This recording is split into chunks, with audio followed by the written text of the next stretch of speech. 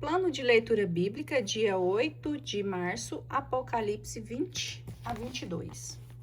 Sorte do dragão.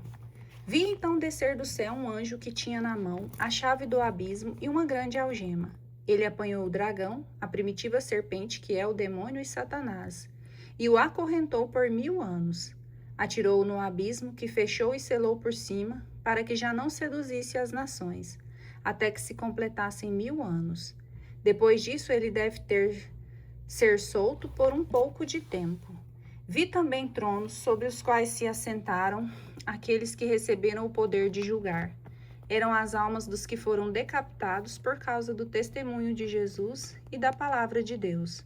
E todos aqueles que não tinham adorado a fera ou a sua imagem, já não tinham recebido o seu sinal na fronte nem nas mãos. Eles viveram uma vida nova e reinaram com Cristo por 1000 anos. Os outros mortos não tornaram a vida, até que se completassem os 1000 anos. Essa é a primeira ressurreição. Feliz e santo é aquele que toma parte na primeira ressurreição. Sobre eles a segunda morte não tem poder, mas serão sacerdotes de Deus e de Cristo. Reinarão com ele durante os 1000 anos. Depois de se completarem 1000 anos, Satanás será solto da prisão. Sairá dela para seduzir as nações dos 4 cantos da terra, Gog e Magog, e reuni-las para o combate. Serão numerosas como a areia do mar. Subiram à superfície da terra e cercaram o acampamento dos santos e a cidade querida. Mas desceu um fogo dos céus e as devorou. O demônio sedutor delas foi lançado num lago de fogo e de enxofre, onde já estavam a fera e o falso profeta, e onde serão atormentados dia e noite pelos séculos dos séculos. Julgamento geral. Vi então um grande trono branco e aquele que nele se assentava. Os céus e a terra fugiram de sua face, e já não se achou lugar para eles. Vi os mortos, grandes e pequenos, de pé diante do trono. Abriram-se livros, e ainda outro livro que é o livro da vida. E os mortos foram julgados conforme o que estava escrito nesse livro, segundo as suas obras.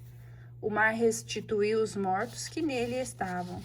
Do mesmo modo, a morte e a morada subterrânea, cada um foi julgado segundo as suas obras.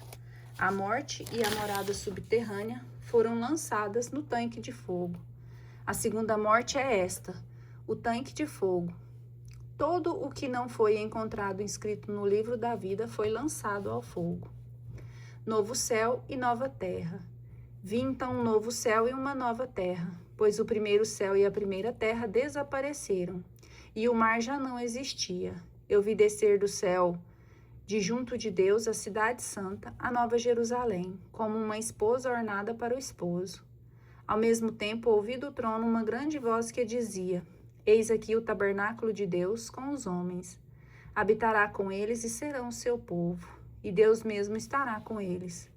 Enxugará toda lágrima de seus olhos, e já não haverá morte, nem luto, nem grito, nem dor, porque passou a primeira condição.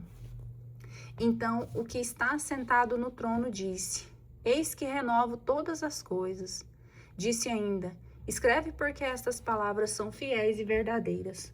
Novamente me disse: Está pronto. Eu sou o Alfa e o Ômega, o começo e o fim. A quem tem sede eu darei gratuitamente de beber da fonte da água viva. O vencedor herdará tudo isso, e eu serei seu Deus, e ele será meu filho.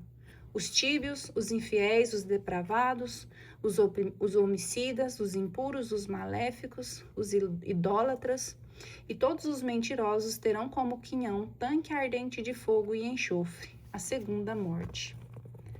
A glória da igreja eterna, Jerusalém celeste. Nova Jerusalém descida do céu.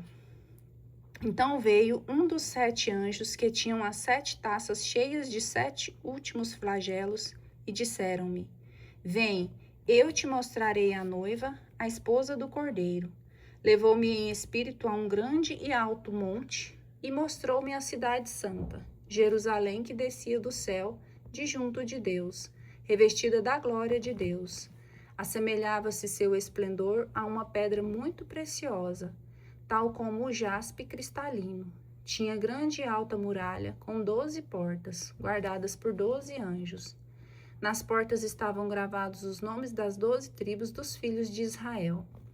Ao oriente havia 3 portas, ao setentrião 3 portas, ao sul 3 portas, e ao ocidente 3 portas. A muralha da cidade tinha 12 fundamentos com os nomes dos 12 apóstolos do Cordeiro. Quem falava comigo trazia uma vara de ouro como medida para medir a cidade, as suas portas e a sua muralha. A cidade formava um quadrado, o comprimento igualava à largura. Mediu a cidade com a vara 12.000 estádios. O comprimento, a largura e a altura eram iguais. E mediu a muralha, 144 côvados, segundo a medida humana empregada pelo anjo. O material da muralha era jaspe, e a cidade ouro puro, semelhante a puro cristal. Os alicerces da muralha da cidade eram ornados de toda espécie de pedras preciosas. O primeiro era de jaspe, o segundo de safira, o terceiro de calcedônia, o quarto de esmeralda, o quinto de sardônica, o sexto de cornalina, o sétimo de crisólito, o oitavo de berilo, o nono de topázio, o 10º de crisóparo, o 1/10 de jacinto e o 2/10 de ametista. Cada uma das 12 portas era feita de uma só pérola, e a avenida da cidade era de ouro transparente como cristal. Não vi nela, porém, templo algum, porque o Senhor Deus, dominador, é o seu templo, assim como o Cordeiro. A cidade não necessita de sol nem de lua para iluminar, porque a glória de Deus a ilumina, e a sua luz é o Cordeiro. As nações andarão à sua luz, e os reis da terra levarão a ela a sua opulência. As suas portas não se fecharão diariamente, pois não haverá noite. Levarão a ela a opulência e a honra das nações. Nela não entrará nada de profano, nem ninguém que pratique abominações e mentiras, mas unicamente aqueles cujos nomes estão inscritos no livro da vida do Cordeiro.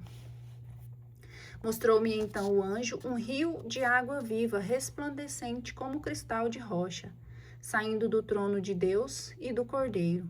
No meio da avenida e às 2 margens do rio, achava-se uma árvore da vida, que produz 12 frutos, dando cada mês um fruto, servindo as folhas da árvore para curar as nações. Não haverá aí nada de execrável, mas nela estará o trono de Deus e do Cordeiro. Seus servos lhe prestarão um culto, verão a face e o seu nome estará nas suas frontes. Já não haverá noite, nem se precisará da luz da lâmpada ou do sol, porque o Senhor Deus a iluminará, e hão de reinar pelos séculos dos séculos. Vinda de Cristo. Ele me disse: estas palavras são fiéis e verdadeiras, e o Senhor Deus dos espíritos dos profetas enviou seu anjo para mostrar aos seus servos o que deve acontecer em breve. Eis que venho em breve. Felizes aqueles que põem em prática as palavras da profecia deste livro. Fui eu, João, que vi e ouvi essas coisas. Depois de as ter ouvido e visto, prostrei-me aos pés do anjo que as mostrava. Mas ele me disse: não faças isso. Sou um servo como tu e teus irmãos, os profetas e aqueles que guardam as palavras deste livro. Prostra-te diante de Deus. Disse ele ainda: não seles o texto profético deste livro, porque o momento está próximo. O injusto faça ainda injustiças, o impuro pratique impurezas, mas o justo faça a justiça e o santo santifique-se ainda mais. Eis que venho em breve, e a minha recompensa está comigo, para dar a cada um conforme as suas obras. Eu sou o Alfa e o Ômega, o primeiro e o último, o começo e o fim. Felizes aqueles que lavam as suas vestes para ter o direito à árvore da vida e poder entrar na cidade pelas portas. Fora os cães, os envenenadores, os impúdicos, os homicidas, os idólatras e todos aqueles que amam e praticam a mentira. Eu, Jesus, enviei o meu anjo para vos atestar essas coisas a respeito das igrejas. Eu sou a raiz e o descendente de Davi, a estrela radiosa da manhã.